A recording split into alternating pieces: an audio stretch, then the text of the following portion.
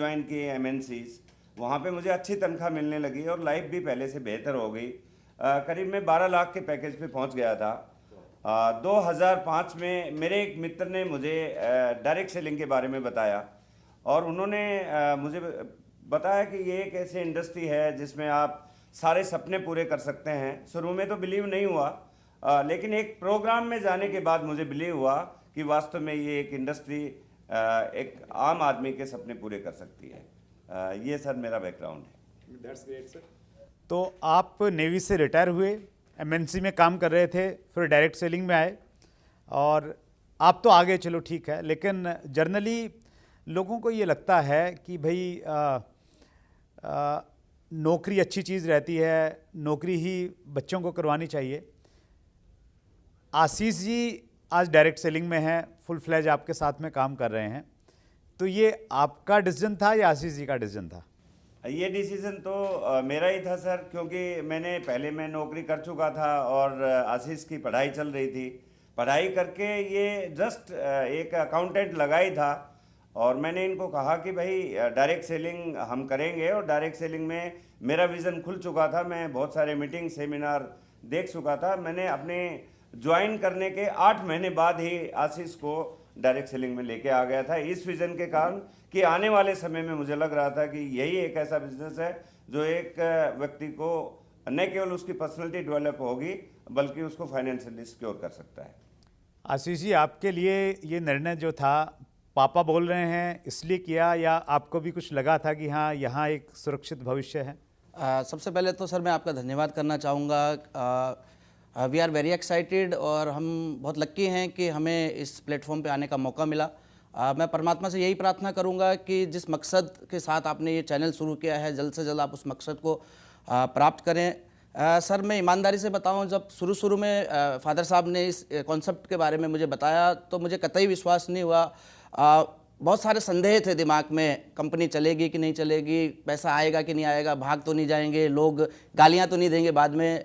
लेकिन फादर साहब के साथ कुछ मीटिंग्स में, कुछ इवेंट्स में जाने के बाद इस इंडस्ट्री का डेप्थ मिला, इस इंडस्ट्री के विज़न के बारे में पता चला और आज मैं अपने आप को लक्की मानता हूं कि उस दिन मेरे फादर साहब ने ये डिसीजन लिया कि मुझे इस इंडस्ट्री में इंट्रोड्यूस करवाया। और मैं गर्व से कह सकता हूं कि ये इंडस्ट्री हिंदुस्तान की तस्वीर और तकदीर बदल देगी।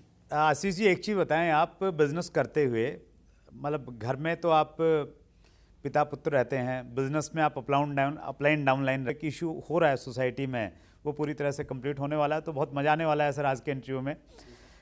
मेरा प्रश्न आपसे है रामकिशन जी, डायरेक्ट सेलिंग में गोल्स की इम्पोर्टेंस तो हम सब लोग मानते हैं कि भाई लक्ष्य निर्धारित करना चाहिए, तो उसकी इम्पोर्टेंस क्या है और एक डायरेक्ट सेलर कैसे अपना गोल सेट करे? गोल सेटिंग सर लाइफ में बहुत ज़रूरी है, चाहे बिजनेस में हो, फाइनेंस में हो, हेल्थ के गोल हो। हर इंसान को गोल्स की महत्वपूर्ण भूमिका मालूम है, लेकिन डायरेक्ट सेलिंग में गोल बहुत ही महत्वपूर्ण है। यहाँ पे कोई बॉस नहीं होता, आपके गोल ही, आपके ड्रीम ही आपको अचीवमेंट दिलाते हैं। तो यहाँ पे एक सिस्टम डिज़ाइन किया हुआ है, बहुत सारे जो ऑथर्स हैं उन्होंने बुक्स बनाई हैं, उसमें एक स्मार्ट टेक्निक है जिसको हम फॉलो करते हैं। Smart stand for SMART, S for specific. आपके गोल बिल्कुल क्लियर और स्पेसिफिक होने चाहिए कि व्हाट यू वांट। और M फॉर मेजरेबल, वो मेजरमेंट होना चाहिए कि आप कहाँ तक पहुँचे हैं, कहाँ कब तक अचीव करना है।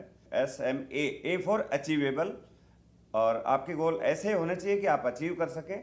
M फॉर मेजरेबल और R फॉर रिलीवेंट और T फॉर टाउन बाइंड। आपके गोल ड्रीम गोल तभी बनता है जब वो टाइम बाउंड होता है। तो जो हमारे ड्रीम्स हैं उनको स्मार्ट टेक्निक पे हम लोग अप्लाई करें, वो अगर अप्लाई हो रहे हैं तो इसका मतलब वो परफेक्ट हैं। बिल्कुल सर, हम स्मार्ट टेक्निक पे ही अप्लाई करना चाहिए। एक और प्रश्न है सर कि गोल्स के बारे में ट्रेनिंग भी बहुत होती हैं, किताबें भी बहुत लिखी हैं, हम लोग सुनते भी हैं, लेकिन फिर भी गोल्स बनाते नहीं हैं। हाँ सर, ये बहुत अच्छा क्वेश्चन है आपका कि लोग गोल नहीं बनाते हैं। उसके पीछे मुख्य रूप से 2-3 कारण हैं सर। पहला ये कारण है कि लोगों को अवेयर ही नहीं है कि गोल भी होने चाहिए लाइफ में। 85% पॉपुलेशन यदि पूरे वर्ल्ड की देखूं तो बिना गोल के ही चलती है, और हमारे देश में तो और भी ज़्यादा अनभिज्ञता है इसके बारे में। एक तो ये कारण है कि लोगों को गोल के बारे में पता ही नहीं होता। दूसरा, लोगों के अपने जब ड्रीम नहीं होते हैं तो गोल ऑटोमेटिक ही नहीं बन पाते हैं। वो ये सोचते हैं कि जो हो रहा है वो हो रहा है, और वो जस्ट फॉलोअर होते हैं। और तीसरी बड़ी बात यह है कि कोई व्यक्ति गोल सेट करना चाहे तो उसे डर लगता है कि यदि मैं बता दूंगा कि मैं एक क्रिकेटर बनूंगा या फिर मैं किसी फील्ड में अचीवर बनूंगा, लोग मेरे को मजाक करेंगे यदि नहीं अचीव हुआ तो। और कुछ लोग इसलिए नहीं बनाते हैं कि वो लेजी होते हैं कि उसे गोल बना लिया तो काम के लिए बाहर निकलना पड़ेगा। ये मुख्य कारण है कि लोग गोल नहीं बनाते। That's great, wonderful sir. अगला प्रश्न आशीष जी आपसे है मेरा। एक अच्छे डायरेक्टर, अगर आपने अपने माँ बाप की दुआ ले ली जीते जिंदगानी, तो आपने चारों गंगा धाम यात्रा सब यहीं कर ली, हज मक्का मदीना सब यहीं कर लिया। क्योंकि अगर आपकी माँ की दिल से दुआ निकल गई तो जना जाने कितने लोगों की जिंदगी बदल सकती है, क्योंकि मैं भी एक उसमें से हूँ। मैं अपनी माँ को जब साइकिल पर लेके जाता था डॉक्टर के यहाँ दवाई दिलाने के लिए, बहुत ज़्यादा हालत खराब हो जाती थी तो रिक्शे में लेके जाना पड़ता था। 30 रुपये रिक्शे के पैसे जब मैं देता था मेरी मदर को बहुत दुख होता था। 30 रुपये जाने के, 30 रुपये आने के, 100 रुपये की दवाई, और मैं कमाता था कितना था, 300 रुपया। आज मेरे पास रेनेटोस की वजह से खुद की अपनी कार है। जब मैं रेनेटोस में अकेला मैं कार लेके जब जाता हूँ तो मैं अपनी माँ को बगल वाली सीट पे मैं याद करता हूँ, मिस करता हूँ।